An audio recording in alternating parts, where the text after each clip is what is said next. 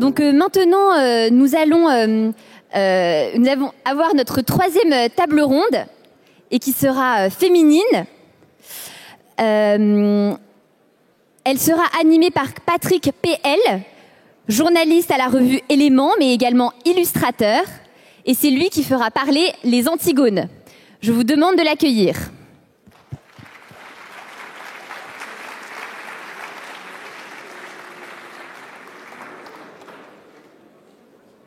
Il y a un peu de préparation. Encore ? Je prends quoi, ce micro-là ? Comment ? Oui. Ça marche ? Ouais. Bonjour à tous. Transmettre ou disparaître, c'est le thème d'aujourd'hui. Rien ne pourrait se faire sans les femmes. Elles sont le symbole même de cette transmission. Et elles sont nées en 2013, au moment où certains ont essayé de nous faire croire à la théorie du genre, au moment où les médias ne parlaient que du phénomène des fémènes, au moment où certains ont voulu faire disparaître les hommes, les femmes, les pères, les mères. Je vous demande d'applaudir les Antigones, Mathilde Gibelin, Anne Trobly.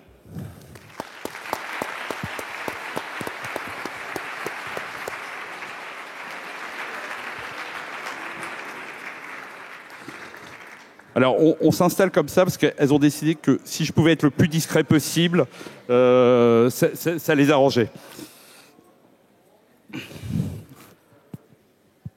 Alors, transmettre ou disparaître, telle est donc la question d'aujourd'hui. Anne, le mouvement féminin des Antigones travaille sur ce sujet de la transmission depuis sa création en 2013. Pourriez-vous nous expliquer ? On va plutôt se tutoyer. C'est mieux quand même. Hein. Ça me va. Ça va. Alors effectivement, on a initié il y a 3 ans un cycle de conférences et on l'a commencé avec ce thème de la transmission. Le point de départ de notre analyse, c'était de poser comme prémisse le fait que les crises qu'on traverse aujourd'hui, économiques, sociales, les valeurs, etc., c'est avant tout une crise de la transmission. Et cette crise, pour nous, c'est vraiment la source de notre incapacité à penser l'avenir. Et on est convaincu que la dimension féminine est vraiment un éclairage essentiel pour trouver des réponses à cette crise. C'est vrai que le monde financier dans lequel nous vivons dissout, l'argent qui régit nos vies dissout. On nous voudrait couper de notre passé, d'autres voudraient écrire l'avenir pour nous. D'accord, c'était... On a le droit à un contestataire dans la salle, mais enfin bon... Mais ce monsieur prendra la parole tout à l'heure, il n'y a aucun souci. Vas-y Mathilde. Et donc, même dans notre présent, nous voudrions couper de tout. De notre corps, de notre foyer, des autres. L'individualisme forcené oblige. De la nature, du divin. Et finalement, notre tâche à nous, dissidentes et dissidents, serait de faire lien. De relier au sens mystique du terme, afin que de nouveau la transmission puisse être efficace. Donc ça passe par tout un certain nombre de choses, notamment d'abord à notre échelle personnelle, nous réapproprier nos corps, et tout particulièrement nos corps de femmes, nous réapproprier nos foyers également. Ce sont des révolutions intérieures qui sont absolument nécessaires, mais pas suffisantes, puisqu'il s'agit aussi de révolutionner notre monde et de faire bouger complètement cette société qui ne nous convient pas. Et donc, nous devons aussi être des militantes et, n'en déplaise à certains, même des guerrières. Mais pour arriver à faire ces révolutions, à la fois intérieures et sur notre monde, il s'agit d'arriver à trouver des lignes directrices, celles qui peuvent nous donner l'envie de vivre, de combattre, de créer, de prier. Ces lignes directrices qui sont capables de nous insuffler la force, qui nous retient de partir dans le courant du néant vers lequel on voudrait nous entraîner, alors que les femmes, nous sommes peut-être avant toute autre chose des créatrices et des muses. Ouais, alors, on va revenir un tout petit peu en arrière. On va commencer par le commencement. Pourquoi donner une telle importance au corps ? On a beaucoup réfléchi aussi à partir des erreurs qu'on a pu identifier dans le féminisme. Vous connaissez sans doute la phrase clé des féministes, « Mon corps m'appartient ». Elle résume assez bien l'impasse dans laquelle se trouve actuellement la réflexion sur le corps, notamment le corps féminin. Et si on fait le tour de la pensée féministe très rapidement, on voit à quel point le corps féminin est considéré de manière très négative, notamment dans ses spécificités, comme la soumission au cycle de la nature. On commence avec Simone de Beauvoir, qui, elle, par exemple, considérait le corps comme une entrave, la maternité comme un asservissement à l'espèce. Pour elle, la liberté, c'est une autodétermination individuelle. Donc le corps, dans cette perspective, ne peut être qu'une entrave à la liberté. Ensuite, quand on regarde les courants féministes actuels, notamment les féministes indifférencialistes qui sont dominantes en France, pour elles, le corps, c'est une simple donnée matérielle qui a finalement assez peu d'importance à côté d'une notion comme le genre qui, là, relève d'un sexe social, du ressenti de l'individu. Ensuite, il y a d'autres courants comme les fémènes qui, quant à eux, élèvent le sexe féminin au rang de classe et font du corps un véritable terrain de bataille, un outil dans leur combat. Et donc, ce qu'on voit, c'est que ce qui réunit tous ces courants féministes assez divers, c'est qu'ils considèrent tous, quelque part, le corps comme un objet d'appartenance. Et dans cette perspective-là, si mon corps m'appartient, ma volonté, mes désirs, mes envies suffisent à justifier que je fasse de mon corps absolument ce que je veux, quitte à l'abîmer, quitte à l'entraver, quitte à le nier. Et pour nous, on pense que c'est une perspective erronée. Nous, on a préféré prendre comme point de départ de notre réflexion sur le corps plutôt cette phrase des Grecs anciens « connais-toi toi-même ». Ça commence par le corps. Mathilde ? Oui, je pense que justement, là, il est temps pour nous de retrouver notre corps et de comprendre que nous sommes aussi notre corps. Donc, de ne plus segmenter, mais au contraire d'essayer de rassembler et de concevoir notre personne d'une manière assez holistique et non dualiste comme on le fait beaucoup trop, puisque nous pensons que donc, le corps féminin est porteur de sens et pour nous est vraiment un point d'ancrage de la féminité. Et du coup, en ce qui concerne la transmission, cela change tout. Ça veut dire que notre corps a des choses à nous dire, à la fois pour nous-mêmes et aux générations suivantes, alors qu'un corps qui est nié, c'est un corps qui est coupé de cette dimension de dialogue avec nous-mêmes et avec les générations suivantes. Puisque accepter son corps, c'est aussi accepter la mort. Donc quand on voit à quel point le transhumanisme est important de nos jours, on peut comprendre à quel point le fait d'accepter son corps est important, et donc d'accepter la mort, parce que ça suscite en nous un sentiment de finitude, et ça suscite en nous cette volonté de transmettre, d'être plus que nous-mêmes. Oui, mais face à cette vision, vous avez parlé, effectivement, il y a une vision du corps des féministes que vous décrivez, mais qu'est-ce que vous proposez concrètement ? Mais justement, d'abord, d'arrêter de considérer le corps de façon segmentée, d'abord le retrouver, et puis aussi de comprendre que notre corps, nous sommes aussi notre corps. Il s'agit de vivre ça. Notre corps, c'est une composante essentielle d'un tout, qui est la personne. Et il faut commencer à considérer à nouveau cette personne de manière globale, de manière holistique. Et par ailleurs, pour nous, ce corps, c'est aussi un corps qui est porteur de sens et qui a un point d'ancrage pour notre féminité. Oui, c'est sûr que... Mathilde ? Il y a également le fait que reprendre conscience de nos corps féminins, peut aussi être un atout extrêmement intéressant dans notre lutte contre le capitalisme, justement parce que notre corps est soumis à ce fameux cycle. C'est-à-dire qu'une femme n'est pas toujours disponible pour des rapports sexuels. Elle ne peut pas enfanter tout le temps, elle ne peut enfanter que sur une période donnée. La grossesse peut la rendre momentanément, en tout cas, indisponible pour certaines activités. C'est-à-dire qu'avec un corps de femme, on ne fait pas ce qu'on veut, quand on veut, comme on veut, et on n'est pas tout le temps efficace à temps complet. Alors bien sûr, vous avez certains patrons qui vont proposer de congeler les ovocytes. Vous avez des femmes qui vont prendre la pilule, c'est-à-dire qui vont supprimer purement et simplement leur cycle menstruel. Mais malgré tout, tant que les enfants, enfin la prochaine génération ne naîtra pas dans des utérus artificiels, les femmes resteront des êtres fondamentalement indisponibles au système. Nous restons des êtres qui sont ancrés dans une réalité qui échappe au système planificateur de l'économie. Et d'ailleurs, chercher à rompre le temps des femmes pour le faire céder à l'immédiateté du marché est une constante des logiques économiques. Et c'est d'ailleurs avec cet angle-là qu'il faut étudier les dernières récentes mesures politiques, comme par exemple la loi égalité femmes-hommes.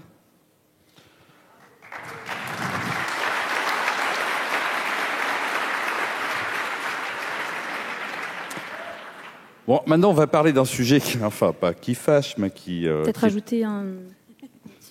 Mais vas-y, Mathilde, tu veux rajouter ? Non ? Anne ? C'est bon ? Non, mais on va peut-être revenir un instant sur cette question, notamment aussi de la pilule, qu'on a quand même beaucoup évoquée dans notre travail. Et par rapport à ce que tu disais, Mathilde, c'est vrai que la pilule et la contraception hormonale, c'est vraiment un moyen contemporain de bâillonner nos corps, de les empêcher de nous parler, alors que nos corps ont beaucoup à nous dire. Et il nous semble important, on est là aussi pour proposer des solutions, de commencer aussi pour se retrouver, par écouter nos corps, écouter ce qu'ils ont à nous dire, et ça commence par connaître son cycle, arrêter de le voir comme un obstacle, et arrêter d'essayer de faire taire nos corps, d'autant plus que dans tout ce qu'ils ont à nous dire, il y a énormément de choses en rapport avec la transmission.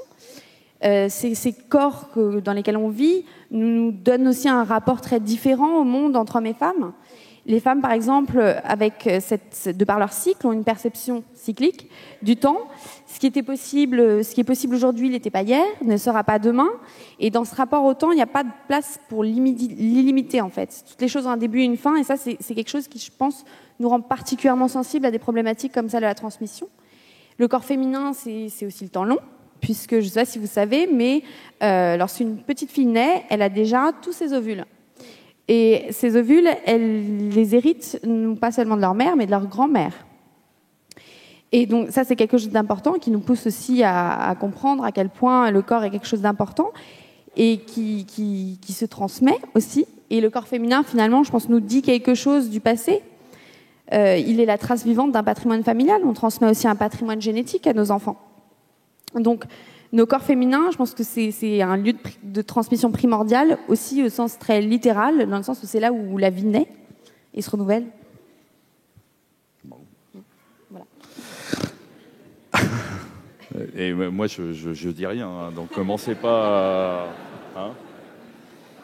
On m'a dit que je donnais pas mon avis, donc on va parler d'un sujet qui est chez les féminismes, c'est une sorte de marronnier, un peu comme dans les journaux.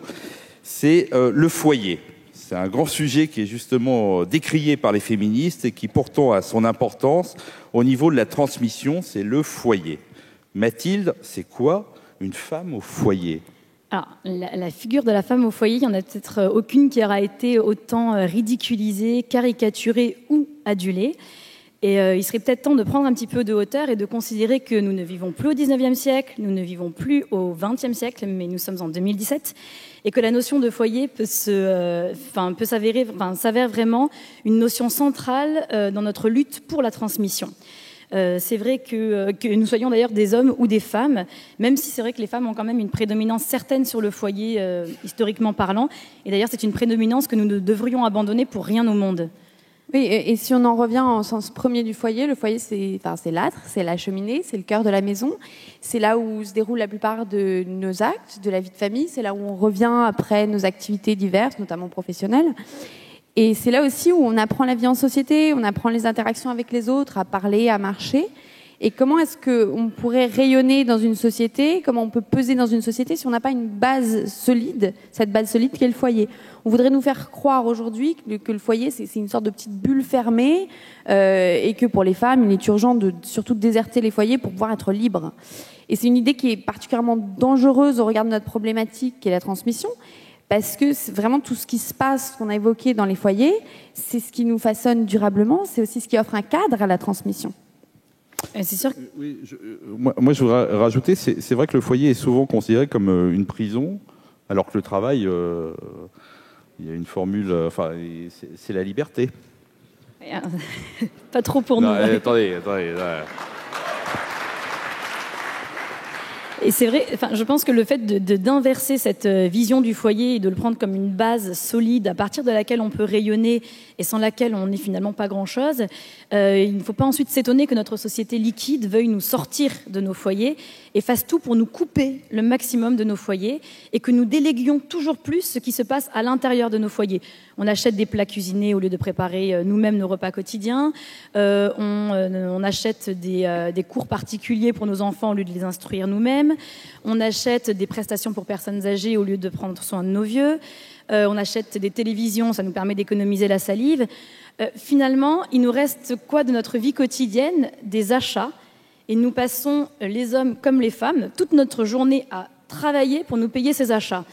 Il serait peut-être temps de sortir de cette logique de marchandisation de la vie, même si c'est sûr que ça demande un certain nombre d'efforts, ça demande une volonté de retrouver des gestes et des savoir-faire que nous avons oubliés, mais gageons que de tels efforts nous pousseront à transmettre ce que nous aurons à nouveau retrouvé. Anne ? Et effectivement, le foyer peut être source de liberté, mais à condition aussi de se les réapproprier Et ça, c'est une véritable lutte pour l'autonomie. Je pense tous ces savoirs, tous ces savoir-faire, tous ces savoir-être qu'on a évoqués, c'est ce qui nous a permis de vivre, de survivre, de créer au cours des siècles. Et c'est aussi des choses qui nous ont été transmises d'abord au foyer, justement. Donc, un point de départ, c'est peut-être aussi de commencer à nous passer de tous ces achats dont tu parlais, des écrans aussi, qui accaparent notre attention, nos neurones, dans nos salons. Notre autonomie mentale. Voilà. Et qu'on peut réapprendre déjà à se parler, à lire des livres. Lire des livres, c'est pas juste tout seul dans un coin, c'est aussi en famille, au coin du feu, dans le foyer. Et on peut réapprendre à passer du temps, tout simplement, avec les gens qu'on aime. Et de retrouver aussi notre autonomie alimentaire, puisque aujourd'hui, l'Europe pense à interdire les potagers. Il y a les semences qui sont quand même la promesse de la vie, qui sont de plus en plus réglementées. Il y a 80% des aliments que nous ingurgitons qui sont d'origine industrielle. Il serait temps peut-être de réapprendre à jardiner, à cultiver et à cultiver des semences libres, à élever des poules, des cochons et à réapprendre cette autonomie alimentaire. On peut aussi réapprendre peut-être à tout simplement ces gestes aussi d'artisanat, à tailler, à couper, à sculpter, à façonner. C'est de réapprendre ces gestes-là qui va nous permettre de nous passer du superflu, de tous ces achats inutiles dont tu parlais. En fabriquant le maximum nous-mêmes, on peut aussi essayer la récupération, l'échange, toutes ces choses-là. Et quand on a des achats à faire, il en reste toujours quand même un petit peu, il s'agit pour nous aussi de peser au maximum et de penser ces actes d'achat qui soient respectueux de nos écosystèmes naturels, de nos écosystèmes sociaux aussi, qui favorisent la transmission un maximum. Une bonne question à se poser quand on fait un achat, c'est est-ce que cette assiette, est-ce que ce meuble, est-ce que ce jouet, est-ce que je vais pouvoir le transmettre à mes enfants dans 20 ans ? Il y a aussi un autre domaine que nous devrions nous réapproprier, et là je pense particulièrement aux femmes, c'est le domaine de la médecine. Nos aïeules savaient, quand elles se promenaient dans les champs, dans les forêts, l'herbe qui soulage, celle qui apaise, celle qui guérit, elles savaient la reconnaître, elles savaient la préparer, et avec cela, elles soignaient leur famille. Alors qu'aujourd'hui, vous rentrez dans une pharmacie et vous achetez, toujours acheter, des comprimés aux effets secondaires, d'ailleurs souvent indésirables. Anne, les médecins, il faut les mettre au feu, quoi. Non, peut-être pas non plus. Le médecin est parfois utile, on l'accorde. Ouais, quand même, mais il y a quand même aussi des dimensions. La santé, c'est un bon sujet. Il y a des dimensions de la santé qui ne relèvent pas stricto sensu de la pathologie. Et dont la connaissance était d'ailleurs autrefois des puissants savoirs féminins qui conféraient l'autonomie aux femmes et au foyer, par là.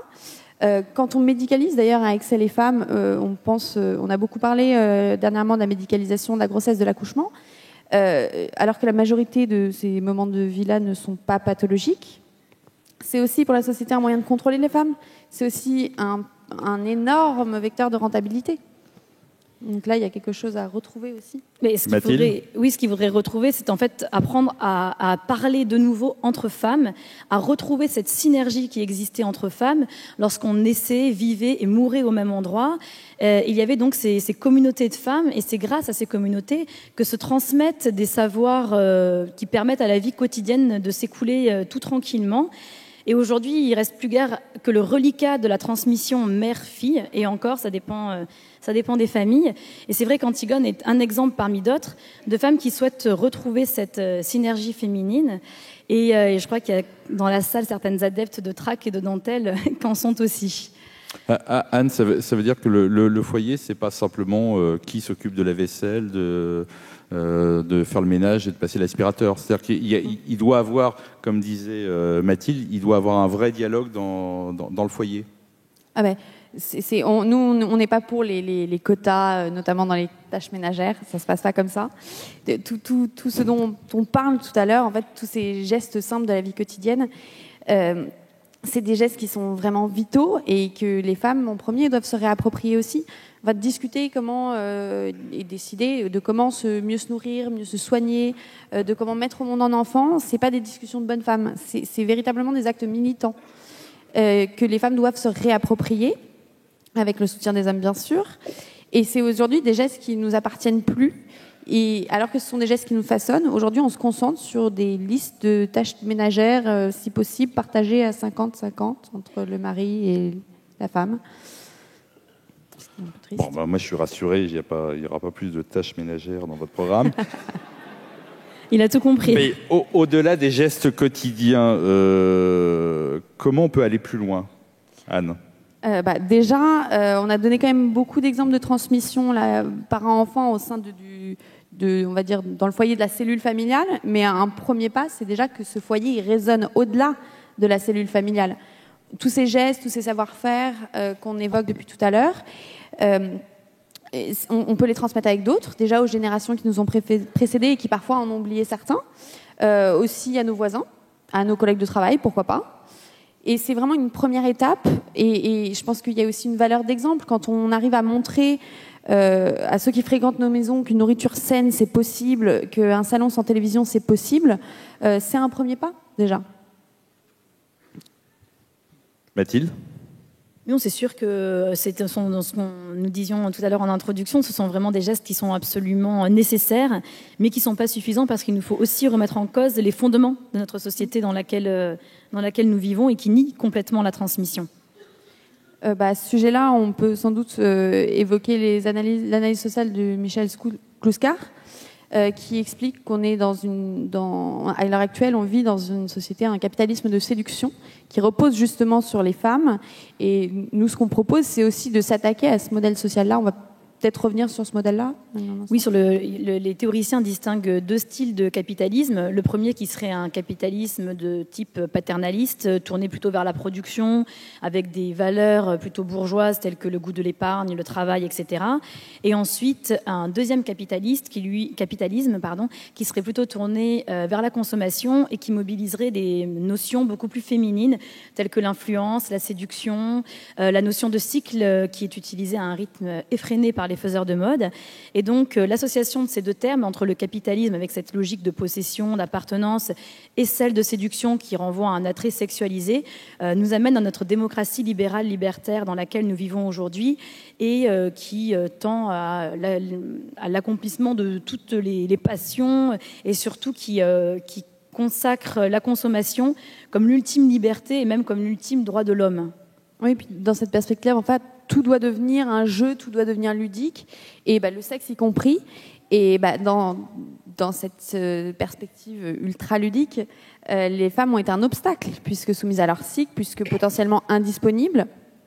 Et là, on a parlé de la pilule tout à l'heure, c'est la pilule qui est venue régler ce problème-là, puisqu'elle est présentée comme l'instrument d'une sexualité libérée. En fait, c'est un moyen parfait pour réduire les femmes en faisant d'elles les premières consommatrices d'hormones, de prescriptions médicales, mais aussi les premières consommées, puisque enfin en permanence disponibles. Mathilde ? Oui, on parle beaucoup des femmes, mais messieurs, vous n'êtes pas non plus épargnés par ce capitalisme de séduction. Je ne sais pas si vous connaissez la théorie de la jeune fille, Patrick, du groupe du philosophe de la Tikkun. Non, aucune idée. Vous êtes une jeune fille. Vous êtes une jeune fille. D'accord, Ce groupe recherchait l'archétype du capitalisme de séduction et se demandait quelle figure pouvait incarner ce capitalisme donc de séduction, un symbole qui soit à la fois beau, attirant traditionnellement, qui est l'attrait de l'objet de consommation et l'appétit nécessaire à la consommation. Et donc, il pense que c'est la jeune fille, parce qu'elle est jolie, légère, frivole, consommatrice, irresponsable. Elle est sexuellement attirante, mais elle n'a pas l'âge d'être mère. Et donc, chacun doit s'y identifier en adoptant ce comportement frivole et égoïste. Anne ? Oui, vous reconnaissez pas la jeune fille, je vous rassure, moi non plus.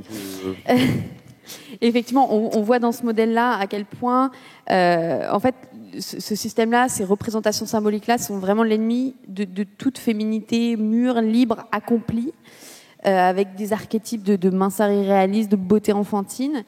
Et on voit aussi là un début de solution, puisque si on recommence à valoriser, à écouter nos corps dans toute leur complexité, dans toute leur richesse, si on refuse de s'adonner à cette logique de jeu perpétuel, de consommation permanente, on est déjà en train d'attaquer le système à sa source. Un capitalisme de séduction qui séduit plus, ça ne fonctionne pas. Donc Mathilde, comment on fait pour renverser la vapeur ? Déjà, peut-être de travailler à l'équilibre du monde, c'est-à-dire que si l'économie est trop présente, c'est à nous d'y introduire le politique, le spirituel dans nos vies, dans nos foyers, dans nos villages, dans nos villes. Je pense qu'il ne faut pas tomber dans le piège de réduire ce qu'on appelle la troisième fonction indo-européenne aux marchands. Parce que cette troisième fonction indo-européenne, c'est aussi celle de la fertilité, c'est aussi celle de la créativité et redonner, c'est celle de la transmission dans son sens premier, dans son sens physique. Et il faudrait plutôt redonner des lettres de noblesse aux laboratoires, aux paysans, à ceux qui créent, aux femmes qui enfantent. Et ça, c'est absolument vital. Et pour cela, notre position en tant que femme de première consommatrice que le système nous assigne, mais aussi notre fécondité, notre fertilité en tant que femme, fait de nous un poids non négligeable dans la balance. Et notamment en remettant tous nos choix de consommation en perspective, ce dont nous parlions tout à l'heure, mais aussi en refusant ce que tu disais, cet archétype de la jeune fille, et en mettant à l'honneur d'autres facettes de notre féminité, que ce soit la muse, la guerrière, la paysanne, la prêtresse, toutes ces facettes de la féminité qui portent la transmission. Alors, il y a un autre sujet qui va bien dans le thème de ce colloque, c'est normal, ça a été choisi pour ça, c'est l'éducation. Anne. Alors c'est Mathilde. Oui, mais on va revenir peut-être rapidement dessus, parce qu'il y a déjà eu du coup une table ronde qui a parlé de toute cette question de l'éducation. C'est vrai que l'éducation, c'est tout ce qu'on apprend, mais c'est aussi un conditionnement social, c'est aussi un système éducatif avec des organes qui sont institués. Et le philosophe Jean-Claude Michéa, qu'Élément connaît bien, nous explique dans son ouvrage « L'enseignement de l'ignorance » que notre système éducatif est fait pour nous enseigner l'ignorance, pour que nous restions consommateurs et pour que nous ne puissions pas devenir dissidents, que nous n'ayons pas les capacités d'appréhender le système, de le comprendre, de l'étudier, de trouver ses failles. Et qu'en fait, l'école de notre République actuelle, ne permet pas de trouver les failles, de comprendre un système. Et c'est justement même sa raison d'être. Effectivement, on voit quand même cette incapacité à envisager la contradiction. On la voit vraiment dans la manière qu'on a aujourd'hui de voir toutes les choses, les événements, les systèmes de façon extrêmement dichotomique. Tout est tout blanc, tout noir. Il y a le camp des gentils, le camp des méchants. Or, quand on pensait, en réalité, ça demande de savoir tenir ensemble des contraires, de créer vraiment un réseau de liens entre des données et des faits bruts. Quand le savoir n'est pas organisé, assimilé dans un tout organique, il devient diffus, il devient confus même, et c'est ce qui nuit à notre autonomie, à notre liberté d'apprentissage. Et ce vagabondage intellectuel, il a vraiment une conséquence directe, c'est une simplification extrême de la pensée de nos contemporains. Et du coup, ça met en danger la pérennité même de notre civilisation parce que ça empêche l'élève de penser. Et en fait, il ne fait que répéter de façon stérile le même système qu'on vient de lui enseigner. Et donc, ça nuit à la véritable transmission, puisque la transmission n'est pas la répétition stérile, mais bien le renouvellement de ce qui ne passe pas. En réponse à ça, c'est primordial de vraiment nous ancrer dans notre continent d'abord, dans nos pays, dans nos régions, nos villes, nos villages, de parler nos langues régionales, de se les réapproprier, de les transmettre à nos enfants, pour leur donner d'autres repères que ceux qui sont soit inexistants, soit erronés, qu'ils peuvent recevoir de l'école aujourd'hui. Et c'est aussi comme ça qu'ils peuvent participer à une transmission. C'est vrai qu'on voulait aussi évoquer les écoles libres, le scoutisme, etc. Mais comme on en a parlé tout à l'heure, du coup... Oui, et puis il nous reste... Et 42. On va se dépêcher. On a facilement encore une demi-heure, Romain, non. 3 minutes, ouais. C'est bien ce que je disais. Et donc, en 3 minutes, on va voir que, en fait, l'éducation, ça peut largement dépasser. Je vais me la péter. Vos propos, ils peuvent tout à fait dépasser le cadre de l'éducation et toucher à la philosophie. Anne, c'est une question pour Anne, ça, la philosophie. Un problème clé, c'est aussi qu'aujourd'hui, on ne sait plus quoi transmettre.